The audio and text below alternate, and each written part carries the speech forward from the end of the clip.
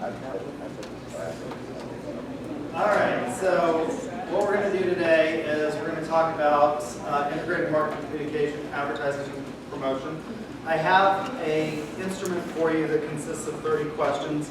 It's an instrument that we use with our sales class to illustrate social style. So you can figure out using this instrument what your social style is, and I will hand that out. At the end of class, if you brought cans, because I said you can still bring cans today, for the canned food drive, I will stop the recorder, you can come up, and I will give you the credit for those. And then again, those go in the marketing office behind the partitions where the pictures of Professor Kaiser and Dr. Holmesy are. There's a cube right behind that, and you can put those there. So you'll come up, I'll give you the points for that, and then you can drop those off in there. So I'm going to hand out this assessment so you can take it. What you do is you sum up each one of the columns and then divide by 15, and on the back, it will, so you can copy all of them. On the back, you can use the 2x2 matrix to figure out what your social style is. So we'll use this for both today in terms of communication, and also we'll use it when we talk about personal selling, which will be next Tuesday. So I'll hand these out. Okay, so we need to talk about integrated marketing communication. This is obviously an important part of helping people understand or getting the word out about your product. And it's one of the areas that I like the most, and it's the most fun because A, we get to watch cute ads, which you all have come up with. Some of you have sent me your group's ads already, and you've given me good rationales for those ads. But it's also one of the areas that I really like because I'm a theory guy and I like theory. I like price, which is enormously important, and I told you there is no one a priori best way of determining what the price will be. It depends on A, what your goals for the company are, and B, maybe what kind of financial position you're in. A lot of companies, for example, are just struggling to stay alive, and so they're pricing based on a survival mode and not necessarily engaging in the best pricing models. But there's no one set a priori way of determining what the final price should be. There is a strong theoretical body of work that is developed with regard to the promotional aspect of marketing, which is one of the 4 Ps. So we've got product, price, place, and promotion. And it's called integrated marketing communication. Now, what we have seen in the marketing field is that with regard to communication, we used to have various groups that would perform various communication functions depending on their specialty, and they weren't necessarily all integrated. And so we started developing this framework for the idea that what you need to do is you need to make sure that with regard to your company and its message, that it is being delivered across all of these various modes of communication, these channels of communication consistently, so that you're not sending conflicting messages to your consumer. And a lot of people have said, well, maybe that's just the newest fad among marketing scholars, but the simple fact of the matter is that unlike some other things, with regard to this integrated marketing communication, if you are not consistent in your message and you do not control and develop your message, your customer will do it for you. And it may not be the message that you want to convey. And so it's enormously important that we engage in this idea of integrated marketing communication, speaking with one voice and making sure that the message that we're sending out to our customers is not conflicting, which could happen when you have various groups. And so there are lots of types of agencies, for example, that are specialists in various ways of marketing. Historically, you would go and you might find ad people that were specialists in developing ads and putting them on television and radio and those kinds of spots.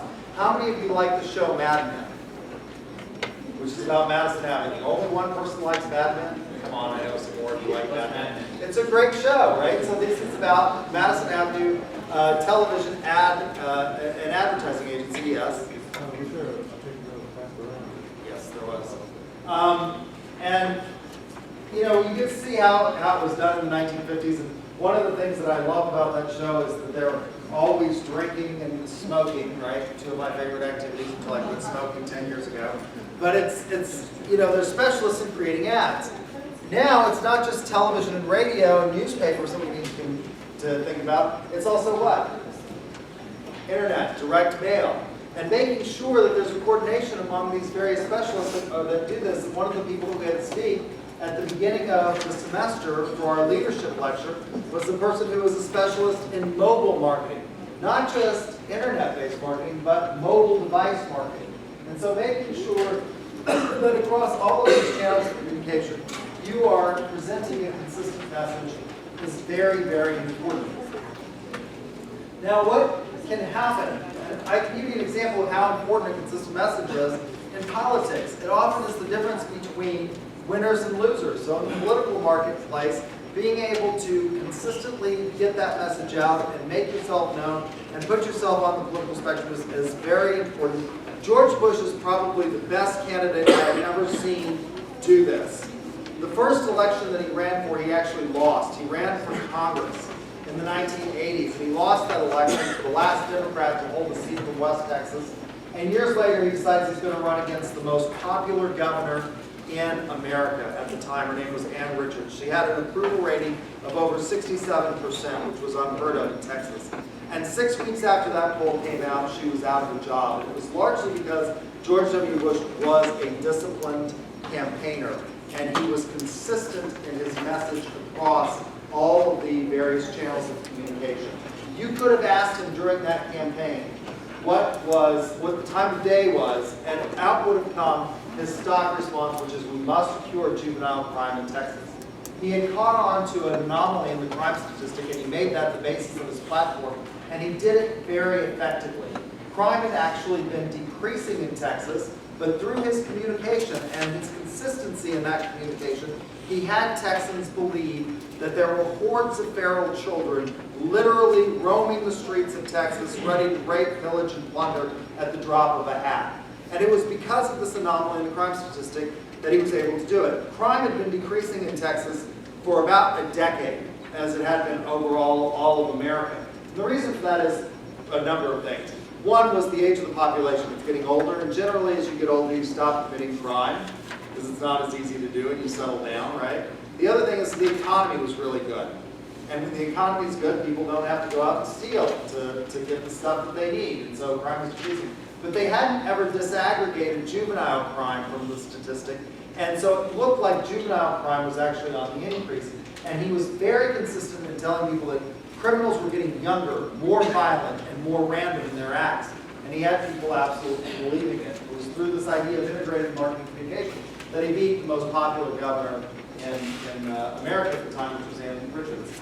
So when we communicate, your text tells you that one of the things that we have to have in the communication process is we have to have, between the sender and the receiver, a shared field of experience. And there's a nice diagram for those of you who have this version of the text. It's on page 432, that diagram, which is figure 17.1. So we have a sender, and we're going to encode messages.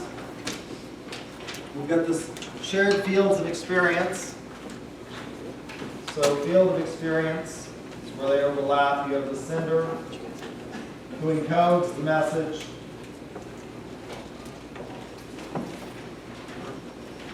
Decode, and the receiver, right? Now what can happen in this process that can interfere with our ability to communicate with our customers effectively? One of the things that I suggested to you at the beginning, again, this is how the course is sort of cumulative. I don't have comprehensive tests until we get to the final, but it is cumulative in that one of the things that we talked about when we talked about ethics was this idea that it's really, really difficult maybe to come up with the same things and mean the same things. And I gave you the example of what is this, and most of you said, well, it's a table. And I said, well, why isn't it a desk?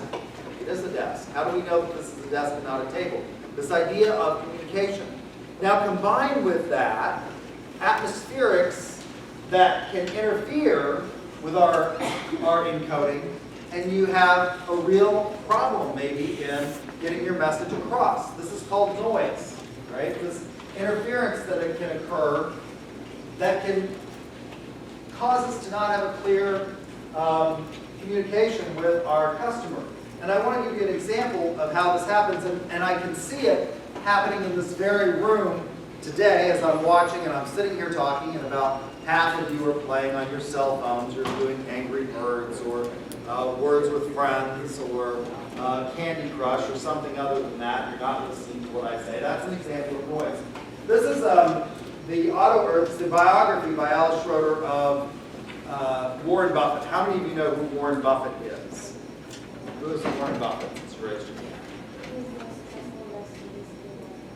Yeah, he's called the what? Anybody know what his nickname is? No. Oracle of Omaha? The Oracle of Omaha. If you were to buy a Class A share of Berkshire Hathaway stock, which is the company that he is the CEO of, you would have to pay what today? $200,000. It's close to $200,000 today for a Class A share of Berkshire Hathaway stock. He's enormously important. He has an alter ego, his business partner, who is the vice chair, you've probably never heard of. You've heard of Buffett, but you've never heard of his alter ego, a man who's almost equally as successful and has been at Buffett's side through most of his success. And that person's name, anybody know who it is? Charlie Munger. He's an attorney. He's the vice chair of Berkshire Hathaway. At one point in time, Salomon Brothers is going down the tubes, and they convince Buffett and Munger to take over from a guy whose name was John Gutfried, who had basically not really run the ship so well, and it was about to fail. And they convinced him to take over as CEO, and they fired Gutfried. And in the process, they become convinced that maybe Gutfried is kind of a victim of circumstance in some respects, and they tell him that with regard to his severance, they will be fair. Now, a lot is going to determine, or a lot is going to ride on what they mean by fair. Gutfried's lawyer tries to negotiate with Charlie Munger, who is also a lawyer, and everyone agrees that they ended one of their meetings without getting a signature on the severance agreement for John Gutfried. But the lawyer is convinced that he had gotten some concessions as a result of this meeting from Charlie Munger. And there's probably nothing more horrible than being read to, unless you're about a 5-year-old child. But I'm going to read this passage of the book to you because it highlights what noise or what can happen and how this noise can occur in the communication process. So they've now sued. Gutfried's lawyer is now sued to get his severance from Salomon, what he thought was fair, and they balked, and they decided that they're going to go to arbitration. This happens a lot in commercial and employment agreements with executives. You have an arbitration clause which says that any disagreement with regard to the contract will be sent to arbitration rather than going to the court system. And so Charlie Munger is called to the stand as a witness by the plaintiffs and in an attempt to try and get this severance from Salomon that they believe that Mr. Gutfried is entitled to. Gutfried's lawyers called Charlie Munger as a witness. Frank Barron of Cravens, Swain, and Moore had attempted to prepare Munger, who was utterly impatient with the entire process. Although Barron had prepared Munger himself, Munger was a lawyer who disliked paying legal bills. He told the arbitrators over and over again that in preparing him for his testimony, Cravens had employed an excessive number of expensive paralegals and aspirin carriers. When it came to testifying, though, Munger was absolutely positive of himself, and Cravens said that putting Charlie Munger on the witness stand was the most nerve-wracking, hair-raising experience I have ever had as a lawyer. Munger several times began to answer the questions before the prosecuting attorney or the plaintiff's attorney had even finished asking the question, leading the arbitrator to admonish him as he grew irritated, "Mr. Munger, would you please listen to the question before you answer them?" Munger insisted that on the night he met with Philip Howard, Gutfried's lawyer, he was deliberately listening, or not listening, being polite, but wasn't paying much attention. I turned my head off. I was just sitting there politely with my head turned off. Gutfried's lawyer asked him whether he made a conscious decision not to talk in this meeting as well, as to not listen. "No," said Munger, "when the time came to talk, I talked. One of my faults. I'm fairly outspoken. I may well have discussed some individual things that got through my band of indifference when you brought them up. It's one of my most irritating conversation habits. It's followed me throughout the course of my life. So every time something would get through and I would see a counter argument, I would give it. Howard had asked him for indemnification against Guthrie against lawsuits. Being a legal matter, this had gotten through Munger's ban of indifference. I said to him, you don't even know what you're going to need, what you're going to need. God knows there will be litigation. There will be a big mess. Who knows how things are going to work out? And you're misrepresenting your own client if you think it makes sense to get into any of those issues at this time. Was this a conversation in which you were tuning out? Asked Guthfrie's lawyer. No, I tend to tune in when I'm speaking myself. I tend to remember what I say. Was this a conversation in which you were deliberately not listening at various times? What did you say? Said Munger. I just tuned out again. I wasn't doing it on purpose. Was this a conversation in which at various times you were deliberately not listening? I'm ashamed to say I've done it again. Will you please do it one more time for me? I'll try to use some effort. You bet. Guthfrie's lawyer repeated the question for the third time. Munger said, yes, I was going through the motions. In what mental state the arbitrators, the lawyers, and Guthrie heard these words can only be imagined. Regrettably, much of the misunderstanding seems to have lain in Philip Howard's unfamiliarity with the outward signs of the workings of Charlie Munger's mind. He had labored that night under the illusion that he and Munger were having a conversation. He did not recognize that Munger's occasional replies and intermittent thought bursts, ignited by some random might that had pierced Munger's band of indifference, were simply him trying to move the conversation along and not negotiating. When Munger grunted or moved the conversation along, Howard had inferred that he had at least had an agreement or no objection. Nobody explained to him that Munger's head was turned off. So this is an example of noise, right? We all do it. We tune in and out when people are communicating with us. And then couple that with we may not even have the same meaning in mind. Here's another example of how this noise and the interference and the differences in meaning can have a play. We're going to have an election next year, and various politicians are running for office. And they're both going to say things like, in the Democrats and the Republican Party, that I'm for family values. What does that mean? We all think that we say, and in a book called Moral Politics, the author highlights this difference about family values. We all think we know what that means, but do we? What does family values mean, for example, to the Republican Party? And it's one of the issues that's come up. It's sort of taken a back seat as we've had to deal with ISIS and the terror attacks in France. But before we had those attacks in France, they were talking a lot about this. For example, the former governor of Arkansas, Mike Huckabee, had done what? Well, he went to Kentucky, and he stood there on the platform with Kim Davis and held her hand up. And what is Kim Davis famous for? What? Who's Kim Davis? Yeah, she's the Kentucky clerk who refused to issue marriage licenses to same-sex couples in opposition to a court order, right, where she was ordered to do this. And so Mike Huckabee says, I'm defending family values. And on the Democrat side, what do they say? Democrats generally are for what? In this, at least in this election cycle, what have they supported? They've supported gay marriage. And they're saying that that's family values. Do you see the difference here? Family values, we think we're saying the same thing. We're using the same words, but we attach radically different meanings to them. Family values for a Republican mean what?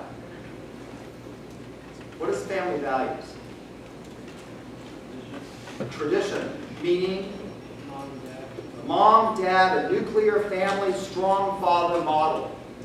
What are family values for a Democrat? Hillary Clinton wrote a book on this. She's going to be the Democrat nominee, barring some extraordinary occurrence like her being indicted by the FBI for keeping things on her server, right?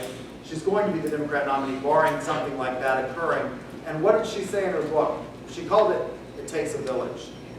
And what's her idea of family values? For Democrats, it takes a village to raise a child. It's not just a mother and father. It's who?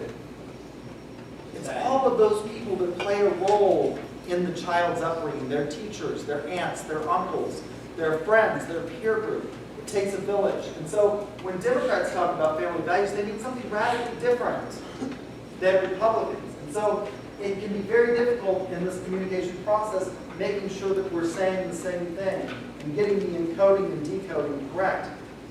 The promotional elements are advertising. And each of these elements and the way we use them in the promotional mix is important. They each have advantages and disadvantages. Personal selling, public relations, sales promotion, and direct marketing. One of the things that I've given you, and one of the ones that's most important, is personal selling. And we'll talk about that next Tuesday or a week from today. And I've given you this, and it's one of the things that we talk about in the personal sales class. We focus a lot on it, this idea of social styles, because people communicate differently, and understanding what social style you're dealing with in terms of your customer is important. Understanding what they're saying and how they're communicating to you. So the advantage of advertising is that you can reach a lot of people. But it can be what? What's a disadvantage of advertising? May push people away. It can, if you're not giving them the right message. It can be expensive. You may not be reaching the audience that you want, depending on how you place the ads, how you buy ads. And so advertising is a creative process, not only in the development of the ads, but in determining how and what you should do to get that before your audience. It's also not customizable. Once it's out there, it's on television or radio, it's not customizable, which is why personal selling is enormously effective. But what's the disadvantage to personal selling? Very costly. It's very costly to send people out and actually do face-to-face selling. Public relations, all companies engage in public relations. When I was vice president of the American Education Corporation, we would send out press releases constantly on the release of our products to various technology magazines and trade magazines, hoping that they would pick it up, to the Journal Record in Oklahoma City when we would release stuff. And that can be an effective way of getting stuff out there. The problem with it, it's cheap. That's one of the things. It's cheaper to do than advertising or personal selling, but you can lose control of the message when reporters pick it up and put their own spin on it. Sales promotions. What are sales promotions? That's couponing, things like that, or sales promotions. Sales promotions can be effective, but what can be a disadvantage to the sales promotion? It's also easier to track. Advertising is very difficult to track your return on investment in many respects. What's an advantage of sales promotion? If you put coupons out there, you can do what? You can absolutely track who used them or how many were returned. But what's the disadvantage to them? Lose money. You can lose money, and also, people who use coupons are not necessarily loyal to you. They may switch. How many of you have known somebody who's an extreme couponer? I've asked you this before. They use lots of coupons for it. And are they loyal to anything? I have friends that are extreme couponers. Their entire house is like a warehouse. They'll go buy stuff, even stuff that they don't need, because they'll walk out with money from the store. And then direct marketing. Customize it, in terms of email, mobile devices, things like that. What makes an ad great? So we're going to look at ads. Some of you sent me some ads, and a number of you did a good job of identifying why you think the ad is great. What are the two things that make an ad great, do you think? Message? What type of message? The connection to the audience, like it's going to pull the audience in or not. Okay. It's what? Something that's universal and means more than bigger people. Okay. You think that universality is important? What about, target marketing? Is that necessarily universal? Are you trying to reach everybody?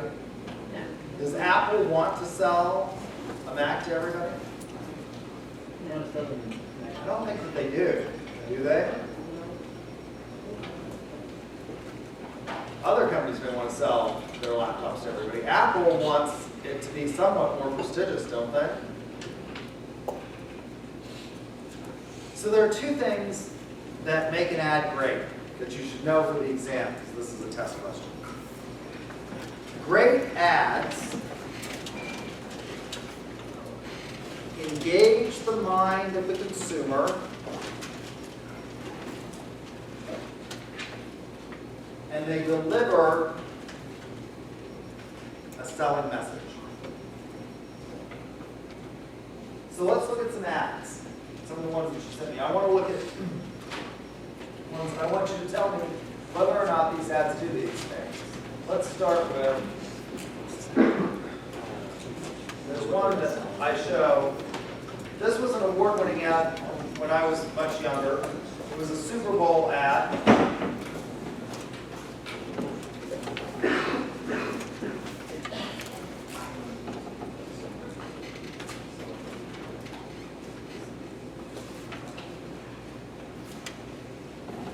Precisely put, GMC has raised the bar for vehicle interiors. Now, those cats you searched for. Since I teach ethics, I won't skip the ad because this is how I make money for YouTube. It's a revenue generator. This is not the ad that I want you to watch. But we'll look at this ad and determine whether or not it's going to make an ad.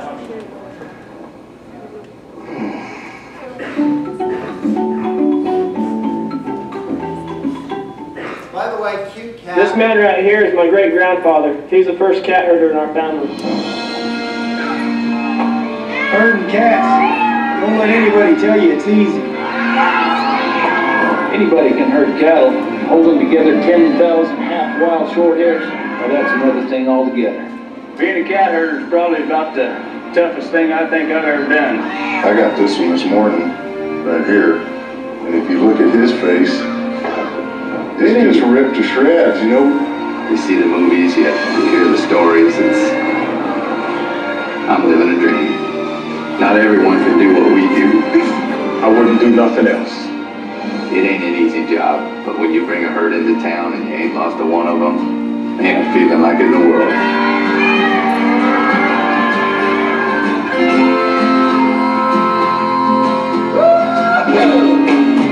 EDS, managing the complexities of the digital economy. Okay, so this was an award.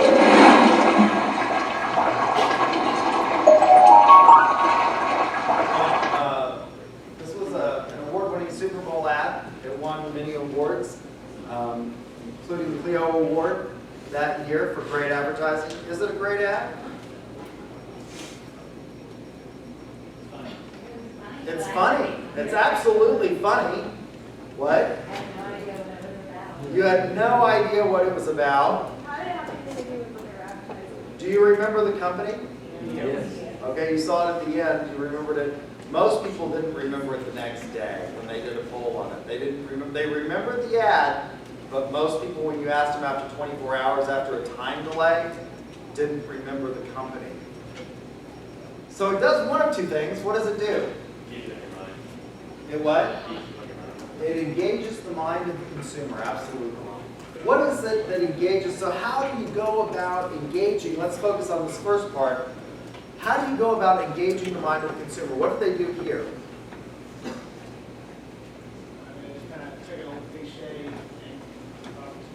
Okay, yeah, they use humor and an iconic image to engage the mind of the consumer. And something that is sort of disparate in its connection, right? What do you think of, when we think of the Old West, what is the image that comes to mind of, you know, the Old West, Western movies, cowboys, what comes to mind? What? John Wayne. That's interesting. This is an interesting example of how reality doesn't necessarily meet perception. John Wayne had a horrible fear of horses. He didn't like them. But yet he's remembered for his westerns. He also was never in the military, and most people think that he was. And so, you know, it's an example of how perception and reality don't necessarily meet. So you think about John Wayne. What else do you think of? How is this sort of paradoxical or disparate in its connection between these two things? You generally don't think of cowboys as being cat people at all. That's what makes it fun, right? Is that you've got these rough and tumble cowboys who are sitting there, you know, herding cats, and they're kind of being gentle with them and helping them across the river. That's not the image that you get in most cowboys. So it engages the mind of the consumer, but does it deliver a selling message? If you don't remember the company a day after, have you delivered a selling message? I don't know. One of the things I'm told, though, was that with regard to targeting, it may have delivered a selling message. Because in the computer science field, that's a phrase that they use a lot among computer scientists. It's like herding cats. There are kind of two ways about, as I understand it, I'm not a computer scientist, but as I understand it from my cousin, who's what we call a computer architect, which means he's sort of, there are computer programmers and he supervises. He was a programmer and he worked his way up to architect. So what he does is he supervises the entire project and makes sure that the various parts come together. And there are two ways that you can program. There's sort of a scientific way of going about programming, and there's what they call cowboy programming, which is just sort of no holds barred, just put it out there and see if you. Microsoft does this, I think, with their products. Just pump the product out, and we'll fix it on the back end. And so they actually use this term, herding cats. And so EDS was Ross Perot's company. He started it. He ran for president, by the way, in 1992. He was kind of a funny candidate for president. He's a billionaire. He went and, when some of his people were captured, he sent his own force over to the Middle East to get them out. And he said things like, if I go and start a war to put some gold plates back on some emir's bathroom, just drag me out to the White House and shoot me. And he also said, and if you have better ideas, I'm all ears, which was kind of funny because he was this little short guy. And he is kind of all ears. He's got these huge, big ears.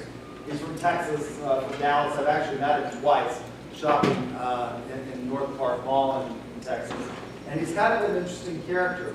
And he started EDS, and so maybe it did deliver a selling message to those people. But to the average consumer, they didn't know what it was. And so it did engage the mind. It did engage the mind of the people that were watching it, because it's funny, it uses humor. So one of the ways that we can engage the mind is through the use of emotion. Humor is one way. It's not necessarily the most powerful force, though, in terms of motivating people. What do you think is a better force for motivating people? A better emotion? Fear. And we use fear appeals, and we see fear appeals a lot in a lot of ads. Another way that you engage is by using iconic imagery and symbols and symbolism. So I thought this one did a really good job. This is Risky Business's ad.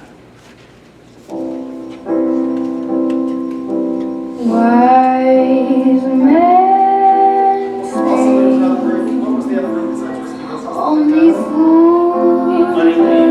The what? Money King. Yeah, we both came up with this one. And I thought it was a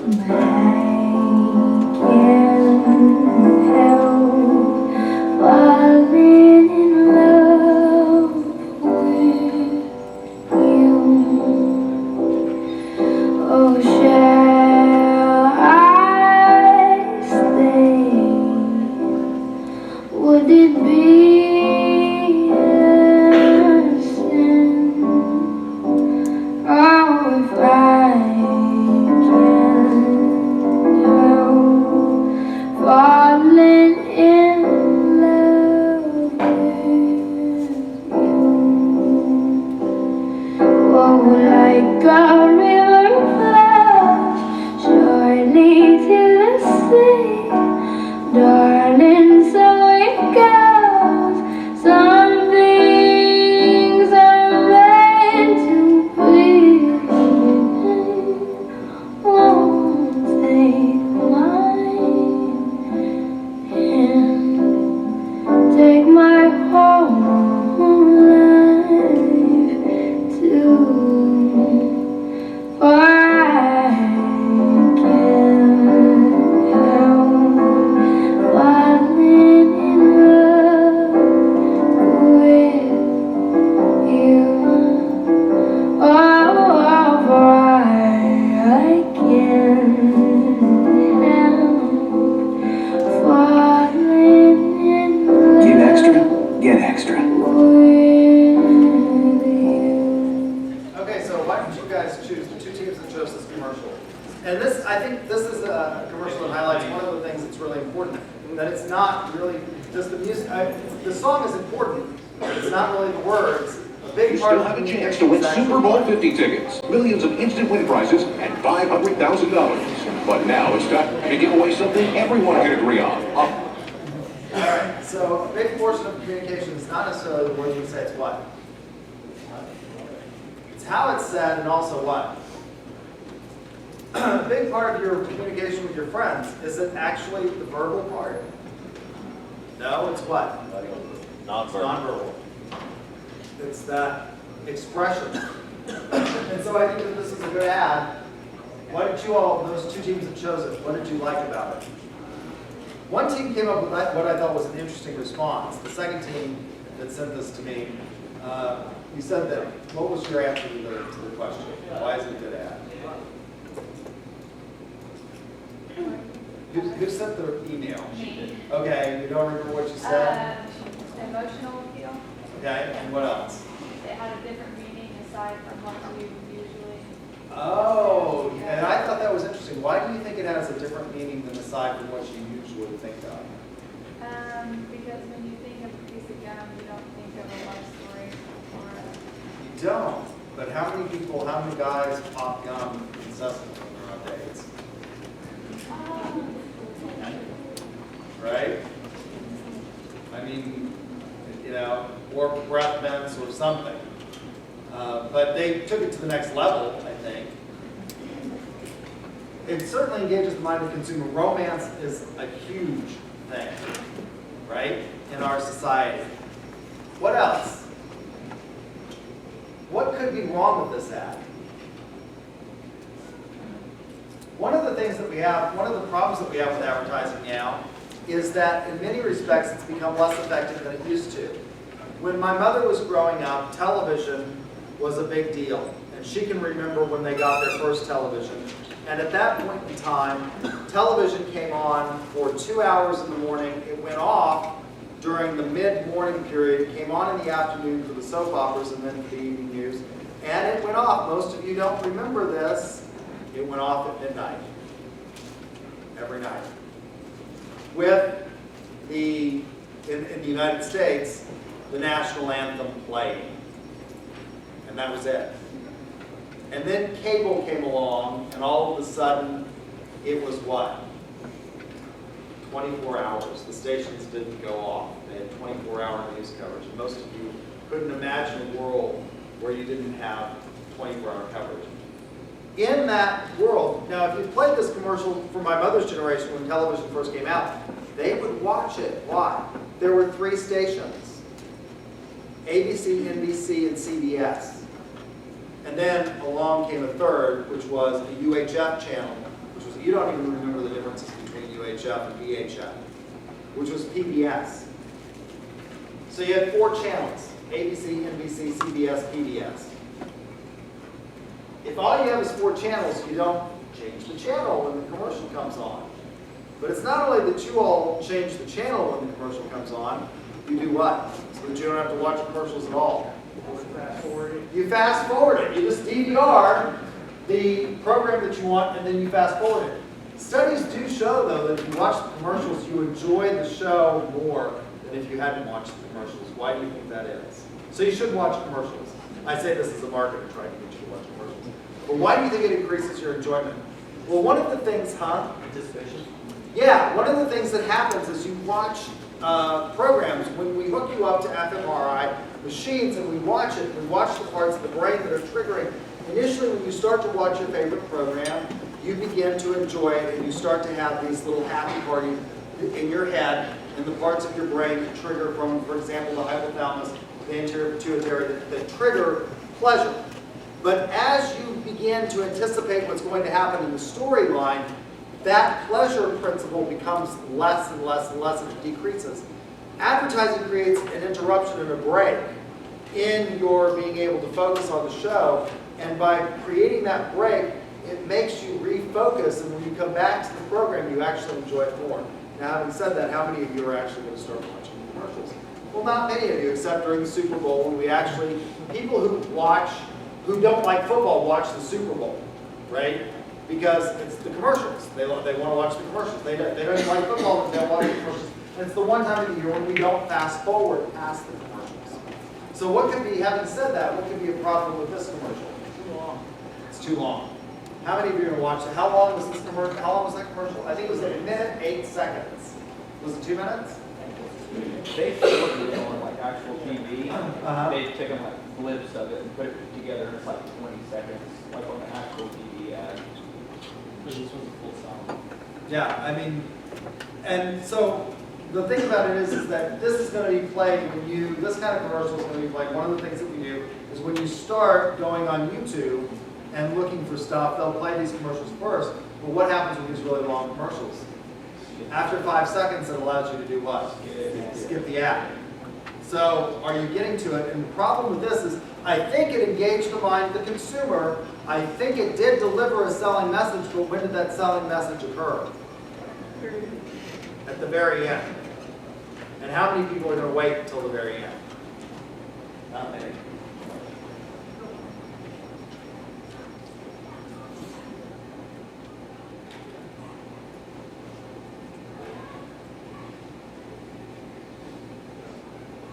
Okay. Hi. Aw, thank you. Have a seat. Kyle, Jalen. Jalen, Kyle. Jalen, you play nice. I'll be right back. What's going on, little man? I see you got your game skills down, Pack. You might have your hands full once I pick up the controller. Put it back. Keep your hands on my mama. Keep your hands on my Dorito. Jalen, are you playing nice?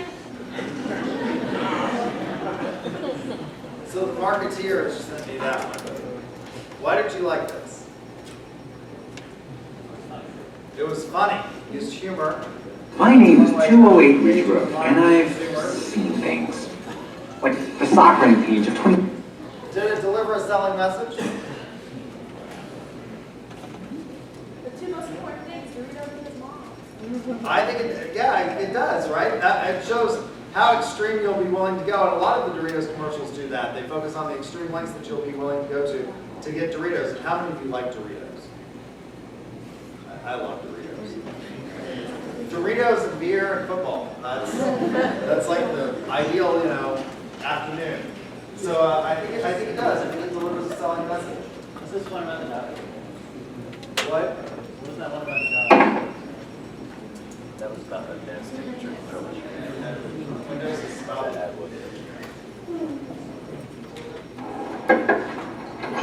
Huh? All right. So fear. Let's look at one.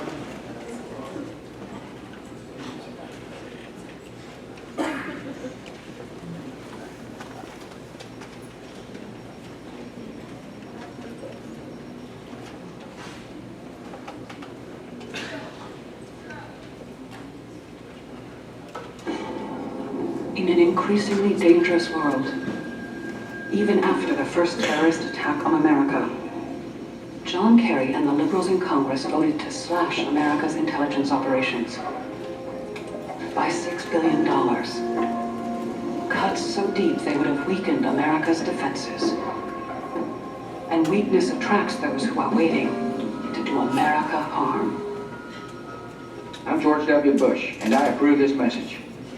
Okay, so fear is another emotion, and we see this a lot. It's not just in political ads that we see fear used. Do you think that this was an effective motivator? He won the election by doing what we call waving the bloody shirt. Now, if you're going to use fear, what do you have to use to combat it? For your selling message, you have to provide help. If you're going to use fear, you have to provide help. Now, in terms of ethics, is this ethical? Let's think about this one.